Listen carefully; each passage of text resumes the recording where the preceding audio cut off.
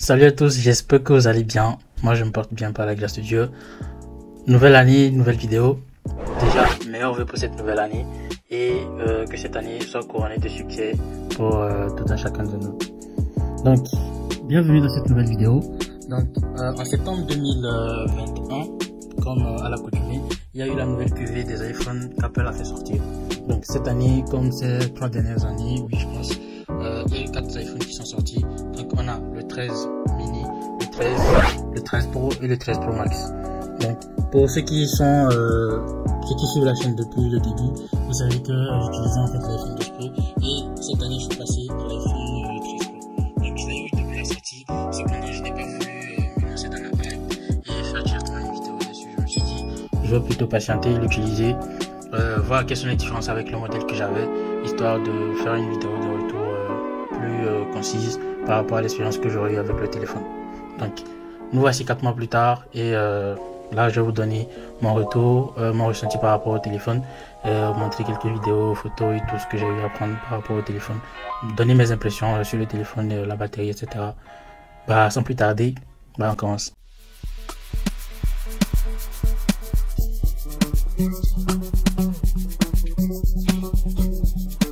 Dans cette vidéo, je vais donner mon avis sur différents points et je vais tâcher d'être le plus concis possible. Donc, premièrement, comparé à l'iPhone 12 Pro que j'utilisais, donc ces deux téléphones ont déjà le même prix, ils ont la même taille d'écran, c'est-à-dire 6,1 pouces, ils sont compatibles tous les deux 5G, ils ont le même nombre de capteurs au dos, c'est-à-dire 3 capteurs. Ensuite, ils ont les mêmes bordures en acier inoxydable et la face avant n'a pas changé par rapport à la nouveauté qui avait été apportée l'an dernier, c'est-à-dire le Ceramic Shield. Les deux sont toujours compatibles MagSafe et ont toujours comme port de recharge et de transfert de données le Lightning.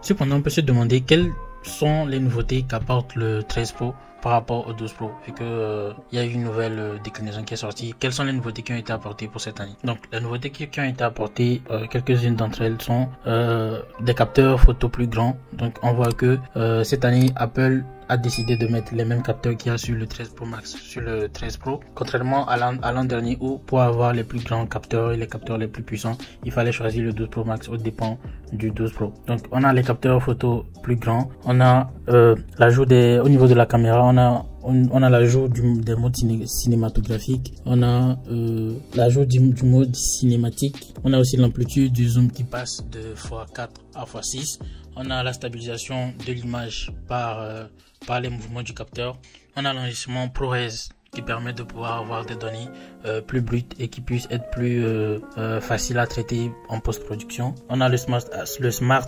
HDR4 pour les photos et là évidemment la nouvelle puce, la 15 Bionic qui est encore plus puissante, une plus grosse batterie. Donc nous verrons par la suite si ça impacte l'autonomie ou pas. Donc un stockage pouvant aller jusqu'à 1 Tera. L'apparition du ProMotion, c'est-à-dire le taux de rafraîchissement à 120 Hz qui permet de pouvoir avoir un ressenti plus fluide lorsqu'on navigue ou plus précisément surtout lorsqu'on scrolle. Donc en plus l'écran a la capacité d'avoir un taux de rafraîchissement variable, ce qui lui permet de pouvoir alterner entre des hauts taux de rafraîchissement quand vous jouez à des jeux vidéo ou de redescendre à des taux de rafraîchissement très bas afin d'économiser de l'énergie quand vous ne consultez qu'une page statique ou vous regardez une photo, etc., etc.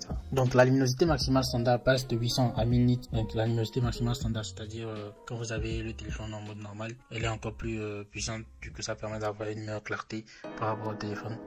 Donc en plus concernant l'écran, la taille de l'encoche. Donc la taille de l'encoche a été réduite pour cette année. Cependant, ce gain d'écran ou ce gain d'espace n'a pas vraiment été utilisé pour afficher que ce soit la capacité de la batterie en pourcentage ou d'autres informations. Donc en vrai, sans avoir un autre téléphone à côté, on ne sent pas vraiment cette diminution ou ce changement. Il n'est pas si notable que ça par rapport aux générations précédentes. Donc l'autre point qui est super important, c'est la vidéo et les photos. Donc le 12 Pro était déjà assez excellent en photo et surtout en vidéo. On sait tous que en vidéo Apple assure quand même et leur traitement permet de pouvoir avoir des rendus plutôt pas mal quand même. Donc les vidéos qui sont filmées sur toute la chaîne sont filmées avec un iPhone et le rendu est plutôt pas mal vu les retours qu'on reçoit. Donc cette année avec le 13 Pro, Apple n'a pas dérogé à la règle et le téléphone s'en sort très bien à la fois en photo et en vidéo. Donc j'ai filmé quelques vidéos et quelques photos que je vais vous mettre histoire que vous fassiez quelques idées du rendu que ça peut avoir.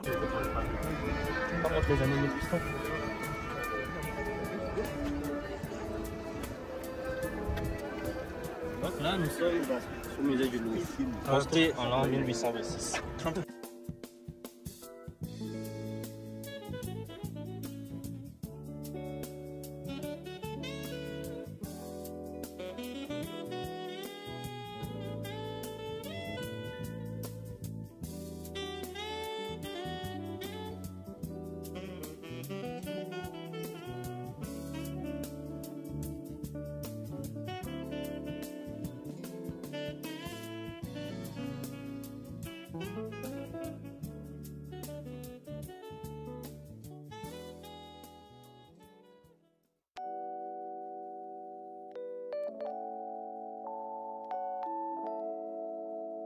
Niveau batterie, il faut avouer que c'est un point très important pour un appareil téléphonique vu qu'on se déplace avec. Et je peux dire quand même qu'avec l'évolution avec le nouvel écran qu'ils ont intégré et le taux de rafraîchissement variable, il y a une nette amélioration. Avec le 12 Pro, je finissais, vu que j'ai une utilisation assez intense de mon téléphone, je l'utilise à la fois pour regarder des vidéos en majorité ou alors pour utiliser des applications pour le boulot. Donc je l'utilise fréquemment tout le long de la journée, écouter la musique, etc. Donc je finissais difficilement la journée. Cependant avec le 13 Pro, j'ai remarqué quand même qu'il y a une différence par rapport à la température de la journée. Donc une fois qu'il est bien chargé, il tient pratiquement toute la journée. Et je ne recharge que la nuit pour commencer une nouvelle journée.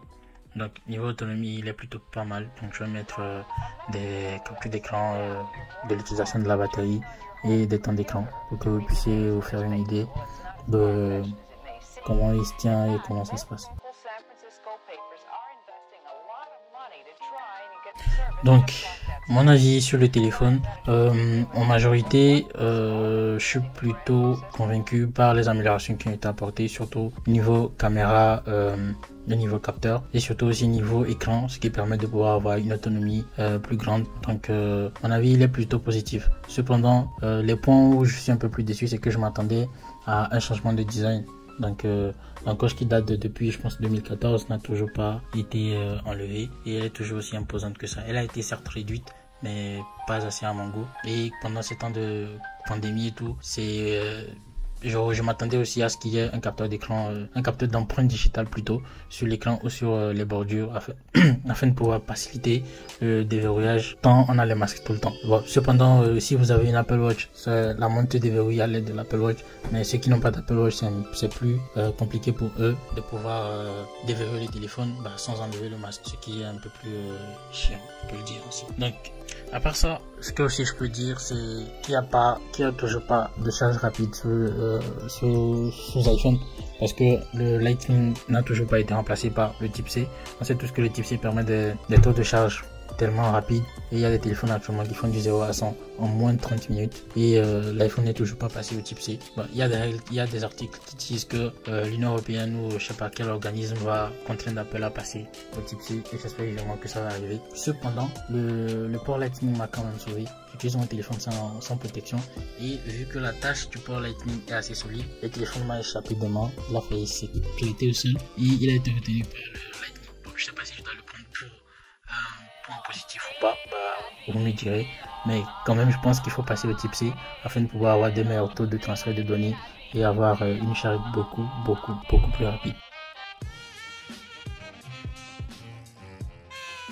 Donc en somme, est-ce que je vous conseillerais de passer d'un iPhone de la génération précédente à un iPhone de cette année? Je dirais non, parce que les différences ne sont pas assez notables et pour les iPhone 14 on attend des différences qui seront un peu plus remarquables quand même. Donc je dirais plutôt il faut attendre la génération suivante. Cependant, si vous avez la génération d'avant, Je dirais oui.